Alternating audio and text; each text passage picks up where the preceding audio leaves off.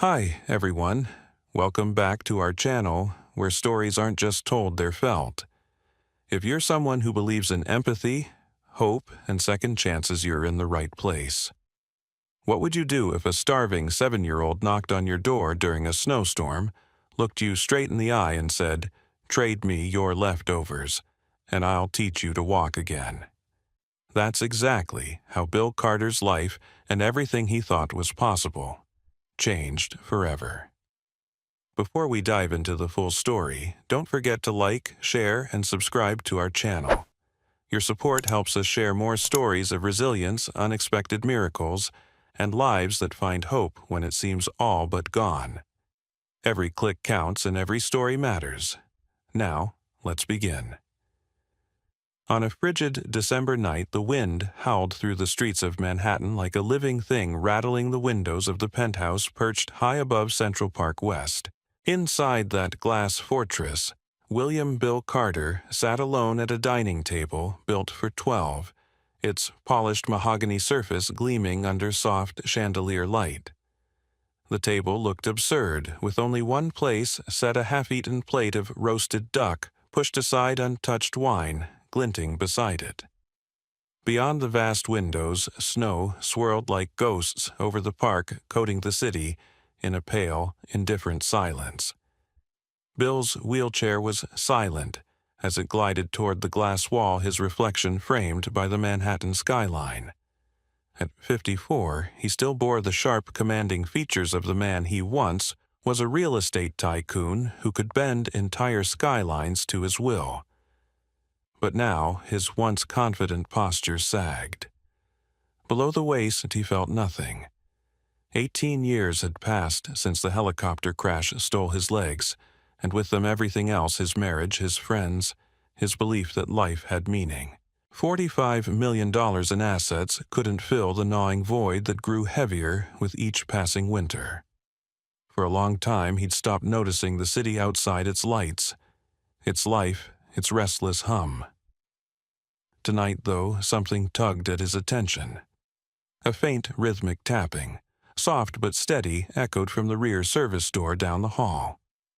Bill frowned. No one came to the penthouse unannounced, not on a night like this. His staff had left hours ago and his nurse was gone for the evening. Curiosity stirred just enough to nudge him from his usual inertia, and he wheeled through the hushed corridors toward the sound. The knocking stopped as he approached. The hallway felt colder near the back entrance, as though the winter itself had seeped into the walls. Bill unlatched the heavy door and pulled it open.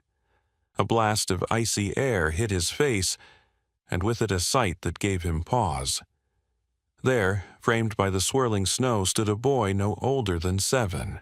His coat hung off him like a hand-me-down, frayed at the cuffs, one sleeve torn. His sneakers, if they could still be called that, had holes where the toes peeked out. His breath puffed in visible clouds as he clutched his thin arms across his chest. The boy's hair was dark and messy, his cheeks raw from the wind, but his eyes clear. Startlingly bright blue met Bill's with no hesitation. "Mister," the boy said, his voice carrying a quiet steadiness that didn't match his trembling frame. "I'm really hungry. Do you have any food you don't want?" Bill blinked. In 18 years of living behind these walls, no one had ever come to him like this. People wanted his influence, his connections, his money. No one ever came asking for scraps. He glanced at the untouched dinner still sitting on his table in the other room, then back at the boy. "What are you doing out here, kid? Where's your family?" Bill's voice came out, rough, unpracticed. He hardly used it anymore except for curt phone calls and the occasional terse instruction to staff. "I live with my mom. Over there." The boy gestured toward a cluster of old brick apartment buildings across the street, their windows yellow with dim flickering light. "She's at work." Again. "Mrs. Callahan from downstairs told me rich people throw out food that's still good, so I thought I'd ask before it ends up in the trash." The boy's gaze dropped briefly to Bill's wheelchair, but didn't linger. No flicker of pity, no awkward avoidance, just a simple acknowledgement before his attention returned to Bill's face. "What's your name?" Bill asked despite himself. "Ethan Brooks," the boy said without hesitation. "What's yours?" Bill hesitated. Most strangers already knew who he was before they knocked on any door. But this one didn't. "Bill Carter." "People used to call me Mr. Carter." Ethan tilted his head. "Can I just call you Mr. Biller?" He squinted up at the towering penthouse behind Bill. "Mr. Sky. 'Cause you live way up here where the clouds are." Something in Bill's chest twitched a faint echo of a laugh he didn't quite release. He studied this tiny stranger who somehow felt more honest than anyone he'd spoken to in years. "You know," Bill said, his voice heavy with disbelief, "most people don't come asking for food in the middle of a blizzard." "What do you plan to give me in return if I hand over my leftovers?" Ethan looked up at him unblinking. "I can help you walk again." For a moment, the world seemed to stop. The wind howled, snow stung Bill's face, and deep in his gut a familiar heat of anger flickered. He'd heard those words too many times from doctors promising miracle therapies, from charlatans peddling cures for cash, from desperate optimists who didn't understand the reality of a severed spine. 18 years of empty promises, experimental surgeries, and crushing disappointment had burned the hope out of him. Bill's lips curled into something between a bitter smile and a grimace. "Kid, that's not how this works." Ethan didn't flinch. He reached into his pocket and pulled out a small, rough, stone gray and ordinary, except for a faint natural white stripe running through it. He held it out to Bill with both hands, as if offering something precious. "This is the Stone of Courage," Ethan said seriously. "If you keep it near your heart, it helps you remember you're still alive. That's the first step. After that, your legs will listen." Bill stared at the stone, then at Ethan. The absurdity of the moment almost made him close the door. Almost. But there was something in those blue eyes, a calm, unshakable certainty that stopped him. For the first time in years, Bill Carter didn't feel like a man trapped in a glass cage high above Manhattan. He felt curious, and curiosity, as foreign as it felt, was enough to make him say the words he hadn't spoken to anyone in a long time. "Come inside, Ethan," he said quietly. "Let's get you something to eat." And though Bill didn't know it yet, the moment that starving little boy crossed his threshold would be the moment his carefully controlled, quietly dying life began to unravel, only to transform into something he never thought possible again. The morning after Ethan first appeared at his door, Bill Carter found himself doing something unusual. He was waiting. Not for a business call, not for the next medication delivery, not for his nurse. He was waiting for a boy he barely knew. A child who had walked into his life with snowflakes in his hair and a strange promise about walking again. For a man who had spent nearly 2 decades convincing himself that people only wanted something from him, the anticipation was oddly disarming. He didn't understand why he felt a quiet flicker of hope, but it was there, stubborn as the gray light creeping through the windows. At precisely 9 o'clock, a soft knock came from the service door. Bill wheeled himself over, opened it, and found Ethan standing there again, a paper bag in one hand, and that same steady gaze. The cold had painted his cheeks pink, but he wasn't shivering this time. Without asking for food, he stepped inside like he belonged there, and Bill, to his surprise, didn't mind. "I brought something for you," Ethan said, setting the paper bag on the kitchen counter.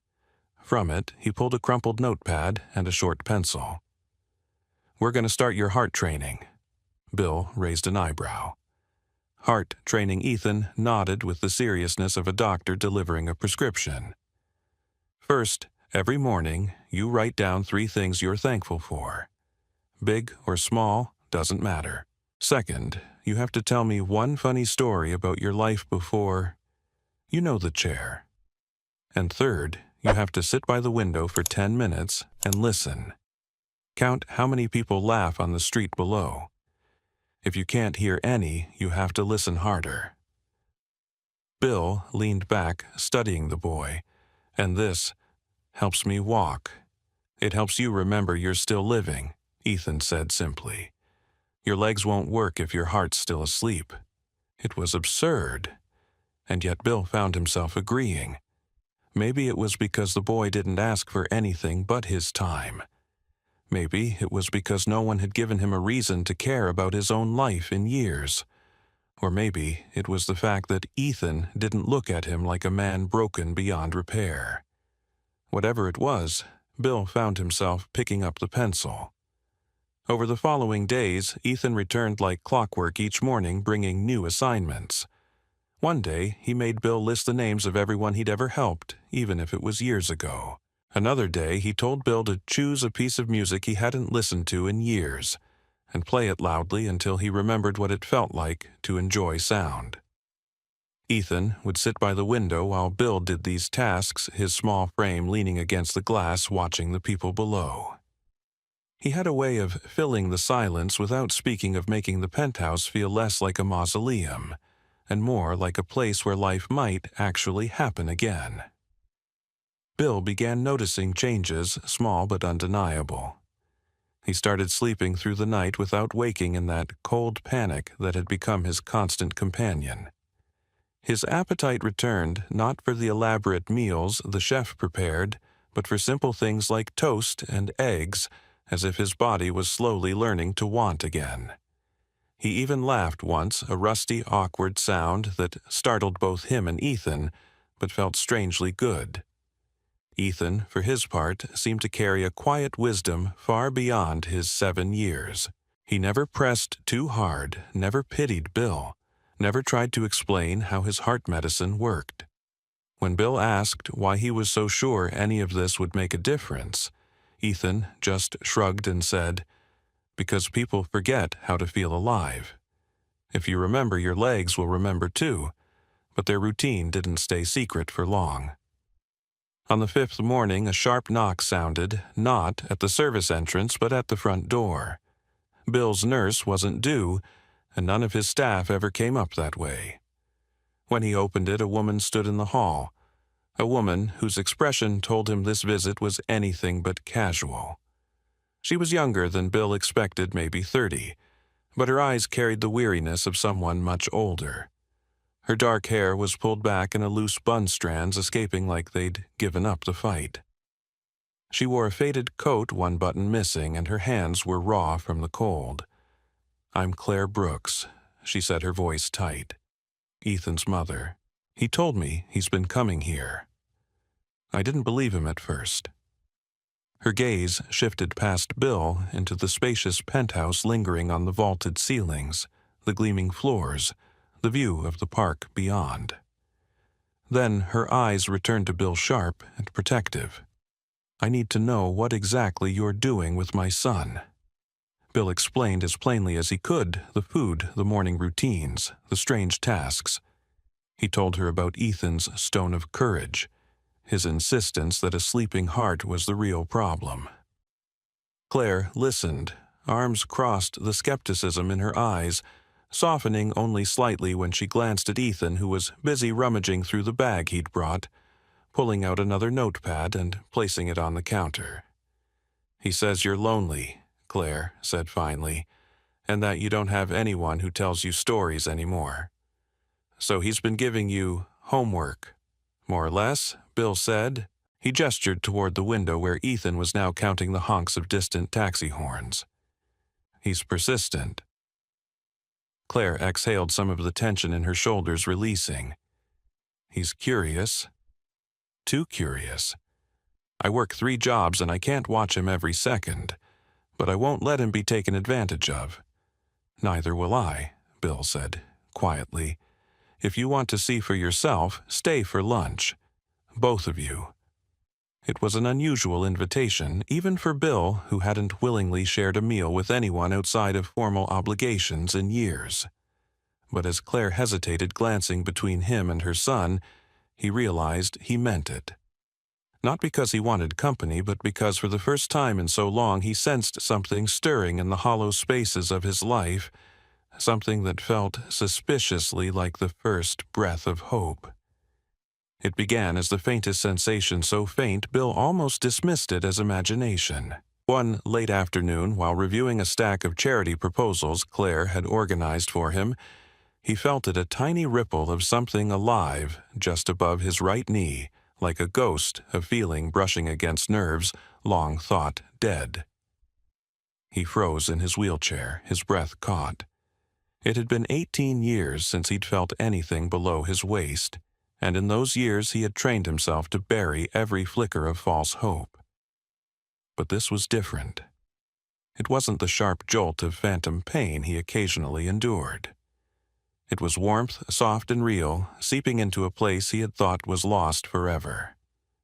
When he told Ethan that evening, the boy didn't look surprised. He was sprawled on the rug in Bill's living room, sketching something on a scrap of paper with a stubby pencil. "See, I told you," Ethan said, not even glancing up. "Your heart medicine is working. Your legs are listening again."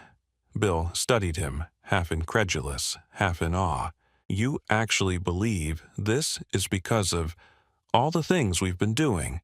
Ethan finally looked up, his blue eyes calm and unshaken. "I believe your body got tired of waiting for you to care again. Now that you do, it's waking up. It's not magic." Well, not the kind most people think. Bill didn't argue. For once, he didn't feel like picking apart the impossible. Instead, he let the quiet fill the room, a comfort he had learned to share with Ethan in these past weeks. But while something inside Bill was stirring back to life, the world outside the penthouse was beginning to take notice, and not kindly. It started with the whispers.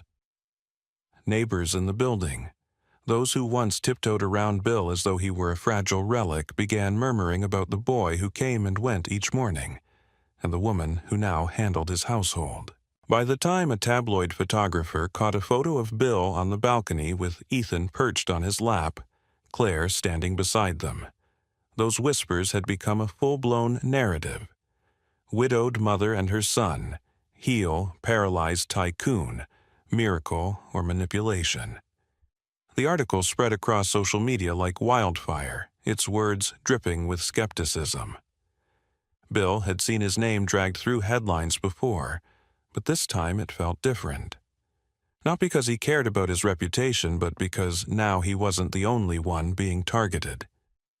Claire's weary eyes hardened when she saw the article, and Ethan, though too young to fully grasp the weight of public scrutiny, asked why people who didn't even know them wanted to make up mean stories.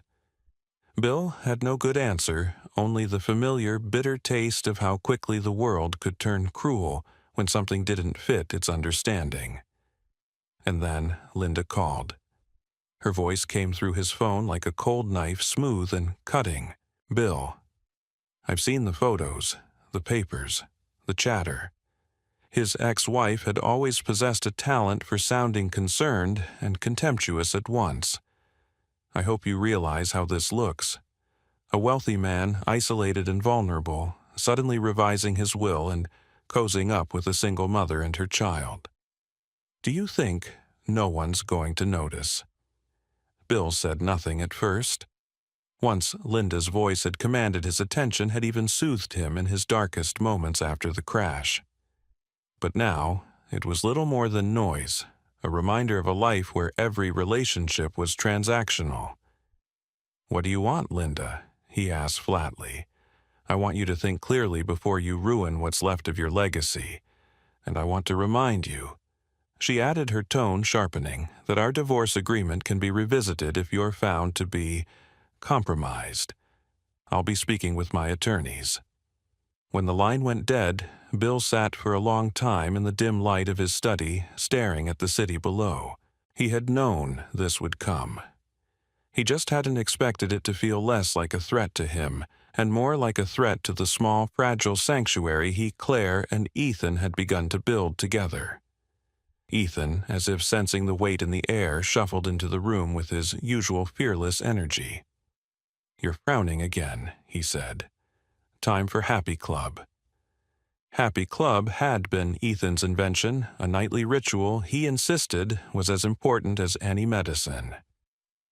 Every evening, the three of them would do something no matter how small to make someone else happy. They had baked cookies for the doorman, written handwritten notes to lonely seniors through a volunteer program, even called a veterans hospital just to thank the nurses for their work. It had seemed trivial at first, but Bill had come to realize those moments left him lighter, steadier, as though every act of kindness stitched back some thread he hadn't realized was frayed. That night, instead of canceling the ritual in his sour mood, Bill went along when Ethan suggested they write cards to the neighborhood firefighters, thanking them for their service. Watching Ethan hunched over the table, tongue poking from the corner of his mouth as he carefully wrote, "Thank you for keeping everyone safe in uneven letters," Bill felt something unexpected swell in his chest. Not just gratitude, but a growing conviction that he wasn't powerless anymore, not emotionally and maybe not physically either. But good things have a way of drawing shadows. The next morning, Claire walked into the penthouse holding an envelope with a law firm's logo stamped in heavy ink. Whitmore and Feldman. Bill didn't need to open it to know what it meant. Linda had wasted no time. She wasn't just whispering threats anymore, she was coming for him with every legal weapon she had, painting him as a man too broken and too desperate to make decisions for himself. Bill set the envelope aside without opening it, his jaw tightening. 18 years of isolation had taught him to retreat when the world came swinging. But as Ethan tugged at his sleeve, chattering about how they should visit the community center that weekend so Bill could teach kids piano because music helps legs wake up too, Bill realized something had shifted. He wasn't retreating this time. Even as the storm gathered around them, headlines, lawyers, the prying eyes of a city eager for scandal, Bill felt a strange anchoring certainty take hold. His body was stirring in ways science couldn't explain. His world was filling with a kind of warmth he thought he'd never feel again. And for the first time in nearly 2 decades, he wasn't facing the darkness alone. The storm was coming. But so it seemed was something else, a flicker of miracles growing stronger with each passing day. The day doctor. Olivia Grant, called Bill Carter, was expecting nothing more than another quiet afternoon in his study, sifting through the endless paperwork Claire had organized for him. Her voice on the phone was measured but urgent, the kind of tone that carried news no one wanted to deliver lightly. "Bill, I need you to come in today. I've reviewed your latest scans and there's something we need to discuss in person." At her midtown clinic, the sterile white walls and hum of machinery felt as cold and impersonal as ever. But Dr. Grant's expression wasn't clinical. She studied the glowing images on her screen cross-sections of Bill's spine that had been scanned countless times over the years. Only now, they didn't look like the scarred, severed pathways she had shown him time and time again. Thin, luminous strands of connection glimmered along the cord, new growth where there should have been nothing. "In 30 years as a neurologist," she said slowly, "I've never seen this. Your spinal nerves are regenerating, not scar tissue, actual functioning regeneration." Bill stared at the screen, his heart pounding like it hadn't in years. "You're saying I might—" Dr. Grant leaned back, her sharp eyes softening. "If this continues, and I can't promise it will, because medically it shouldn't be possible, you could regain full motor function. Maybe in 6 months, maybe sooner." Her words hung in the sterile air like something fragile, almost unreal. For 18 years, every consultation had ended with the same refrain, permanent, irreversible, adapt and accept. Now, the woman who had drilled those words into his soul was telling him the opposite. It should have been pure elation, but instead a strange unease clawed at him. On the way back to the penthouse, the city outside his car window felt sharper, louder, too alive. It wasn't just the thought of walking again that unsettled him. It was what it meant for everything else. Would Claire and Ethan still want to be here? If he wasn't the man in the chair anymore, the one who needed saving, was their bond built on his brokenness or something deeper? The questions gnawed at him, even as hope flickered brighter than ever. When he returned, he found Claire and Ethan in the sunlit corner of the living room, the boy carefully showing her how to fold a paper airplane just right, so it would glide across the room. Bill paused at the threshold watching them. For a moment, he wished he could freeze the scene exactly as it was: her soft laugh, Ethan's triumphant grin, the quiet hum of life in a home that had been silent for far too long. "I saw Dr. Grant," he said finally, and both heads turned. "She thinks I might walk again. 6 months, maybe less." Ethan's face broke into a grin so wide it was almost contagious. Claire's reaction, though, was subtler, a flicker of something in her eyes he couldn't quite read before she managed a gentle smile. "That's incredible, Bill. It's what you've wanted for so long." But he prompted softly. Claire hesitated, tucking a stray strand of hair behind her ear. "But it changes things, doesn't it? For all of us. If you can walk again, you won't need me managing the house. You won't need Ethan running your heart club. Maybe." She trailed off as if the words themselves were too heavy. Bill wheeled closer, his voice lower, now almost raw. "Claire, do you honestly think that's why I want you here? Because I needed a house manager? Because your son gives me something to do with my mornings?" He met her gaze steady and unflinching. "I don't want you here because I'm broken.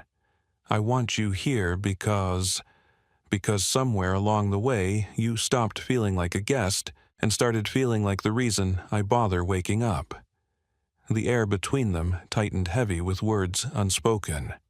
And then Ethan, in the way only a child could, broke it with quiet certainty. "Walking isn't the real magic, Mr. Sky. The real magic is that you're smiling again. Your legs getting better is just the easy part." Bill felt something inside him unravel at the boy's words, a knot of fear and doubt loosening just enough for him to breathe. He reached for Ethan's shoulder, steadying himself not just physically, but emotionally, because in that moment it felt like the 7-year-old somehow understood things adults couldn't put into words. A few mornings later, Central Park was waking under a pale gold sunrise when Ethan announced it was time. "Your legs are ready," he said simply, as if he'd checked some invisible clock. He insisted they meet on the quiet path by the reservoir where joggers were scarce and the city felt far away. Bill was reluctant. He had felt tingling warmth, even a faint twitch in his toes, but standing was something else entirely. It was a line he hadn't dared cross in 18 years, not for physical therapy, not for any fleeting attempt at experimental treatment. But with Claire steadying one side and Ethan gripping his hand on the other, the fear that had always screamed louder than his hope began to quiet. The cold air bit his cheeks as he shifted forward, planting his feet carefully on the gravel. He felt them solid, real, his weight pressing down like an anchor to a world he hadn't stood in for nearly 2 decades. His hands trembled on the armrests of his chair as he pushed up slowly, breathlessly, until against everything doctors, science, and time had promised he was upright. Wobbling, unsteady, but standing. Claire's hand flew to her mouth, tears glinting in her eyes. Ethan didn't cheer or gasp. He just looked up at Bill with the quiet, unshakable pride of someone who had seen this moment in his mind long before it arrived. "Now, take one step," the boy whispered. The distance between them was only a few feet, but to Bill it felt like crossing an ocean. His right leg lifted, clumsy but alive, and then his left. Each movement was shaky, uncertain, but undeniably his. He took one step, then another, until he was standing over Ethan, who looked as calm as ever. "You did it," Ethan murmured. "Told you your legs would remember once your heart did. A tourist walking the path stopped phone in hand recording without asking, as Claire laughed through her tears. Within hours, the footage would ripple through social media, the paralyzed billionaire taking his first steps, guided by a little boy and a single mother. But in that moment, none of them cared about the eyes of the world. Bill wasn't thinking about tabloids' lawyers or Linda's inevitable reaction. He was thinking about the crunch of gravel beneath his feet, the warmth of the boy's hand, and the woman who had become something far more than a caretaker. And for the first time in 18 years, he wasn't just imagining a future, he was walking toward it. Spring arrived in New York with the kind of warmth that seemed to touch everything it passed. And for the first time in nearly 2 decades, Bill Carter felt as if the season belonged to him again. The headlines had continued their relentless swirl photos of his tentative steps in Central Park, debates on television about whether his recovery was real or some elaborate stunt. But none of that mattered in the quiet corners of his life. What mattered were the mornings when Ethan bounded into the kitchen with his endless schemes, and the evenings when Claire's laugh filled the penthouse like sunlight breaking through old shadows. The world could talk. Here they were building something that no rumor could touch. Linda's lawsuit came and went, like a storm cloud, loud but short-lived. With Dr. Olivia Grant's testimony and stacks of medical documentation proving Bill's full mental competency, the court dismissed Linda's claims. Her threats had been the final tether to a life Bill had left behind, a life built on transactions and appearances rather than connection. When the judge's gavel fell, it felt less like a legal victory, and more like the closing of a door he no longer needed. What opened instead was something he hadn't dared believe in for years. It began on a quiet evening after Ethan had gone to bed, leaving his drawings scattered across the coffee table, sketches of airplanes of a smiling sun of 3 stick figures holding hands beneath a crude, jagged skyline. Bill and Claire sat together on the balcony, the city lights sprawling beneath them like a living constellation. "You know," Claire said softly, her fingers tracing the rim of her coffee cup, "if someone had told me 6 months ago that I'd be living here watching the world with someone like you, I would have laughed in their face." Bill glanced at her, the corners of his mouth lifting. Someone like me. What does that even mean? A man who used to terrify me just by being untouchable, she admitted, meeting his gaze. And now, you're the only person I can imagine building something with. Not because of the house, not because of the money, but because you're different. The man you are now is the one I wish the world had met years ago. He reached for her hand, his grip gentle but firm, as if testing not just his fingers but the courage he'd been rebuilding day by day. "Then maybe it's time we make this permanent. Not because I can walk again, not because the headlines say we're some miracle story, but because, for the first time since the crash, I want my life to mean something more than survival. I want it to mean us." The proposal was simple, almost quiet compared to the chaos that had led them here, but when Claire's eyes filled and she nodded, it felt louder than any vow they would ever speak. Their wedding, 6 months later, became the story every paper in the city wanted to cover, though for reasons far beyond the spectacle. Bill Carter, the billionaire who had once been written off as a recluse chained to a wheelchair, walked unaided down the aisle of St. Patrick's Cathedral. His steps steady, his eyes fixed on the woman waiting at the altar. Ethan, grinning wider than anyone else in the room, carried the rings like it was the most important job in the world. And in his own way, it was he had been the first thread that tied them all together. To the world, it was a miracle, a headline-ready tale of defying science and fate. But to the 3 of them, it was simply the natural ending to a story that had never really been about walking. The true miracle wasn't the steps Bill took, but the way 3 lives, each frayed and fraying in their own way, had been stitched into something whole. As they left the cathedral, sunlight spilling across the marble steps, Ethan slipped his small hand into Bill's. "Told you, the stone of courage would work," he whispered, grinning up at him. Bill chuckled, glancing down at the boy who had turned his world upside down. Maybe it wasn't the stone. Maybe it was you. Maybe it was all of us, Claire said, joining them, her hand finding Bill's free one. And as the bells of St. Patrick's rang out above the roar of the city, Bill Carter realized that the future stretching out before him wasn't built on miracles alone. It was built on something far sturdier, something Ethan had taught him before any doctor or headline ever could. When hearts find each other, even the impossible becomes inevitable. In the heart of Manhattan, high above the snowy streets of Central Park West, a man who had everything the world could offer, but nothing his soul truly needed, discovered a second chance at life. Bill Carter, a 54-year-old billionaire whose legs had been paralyzed for 18 years, after a devastating helicopter crash had retreated into a life of isolation. His penthouse was a glass cage overlooking a city he no longer felt connected to his fortune, little more than a monument to a life that had ceased to feel worth living. Friends had drifted away. His marriage had disintegrated, and even his mother's visits had grown infrequent, as though his bitterness and emptiness were contagious. Bill had resigned himself to a slow, quiet fading until the night a 7-year-old boy named Ethan Brooks knocked on his service door asking for leftover food.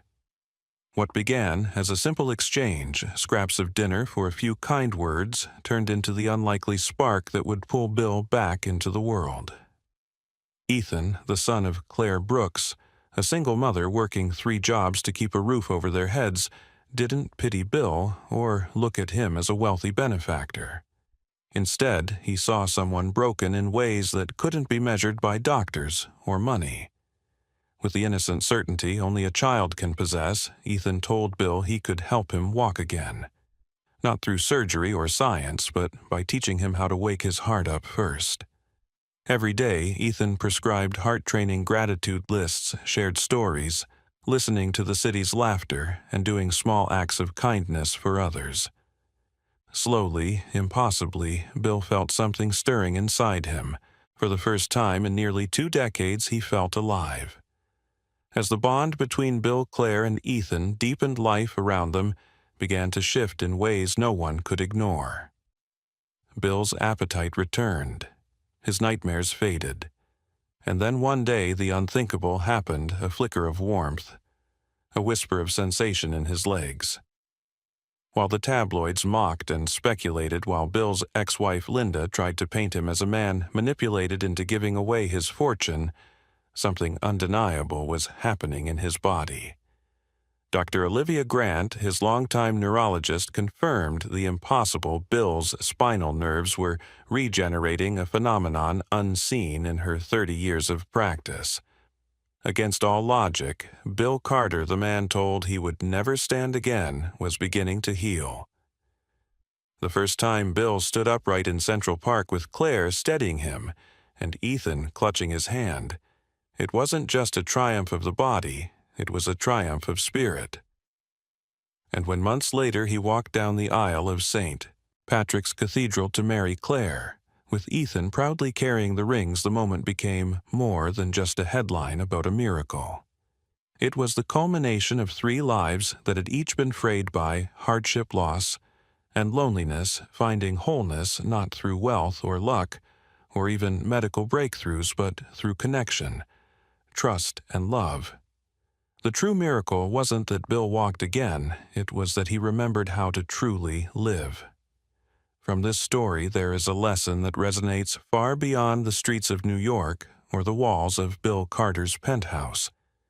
It's a reminder that healing, whether physical, emotional, or spiritual, often begins not with treatments or wealth, but with connection. When we allow ourselves to care and to be cared for, we unlock a kind of strength that science struggles to quantify. In a world that often celebrates independence and stoicism, this story reminds us that sometimes our greatest transformations come when we admit we need others, when we let kindness in, and when we dare to believe in something greater than the limits we've been told to accept.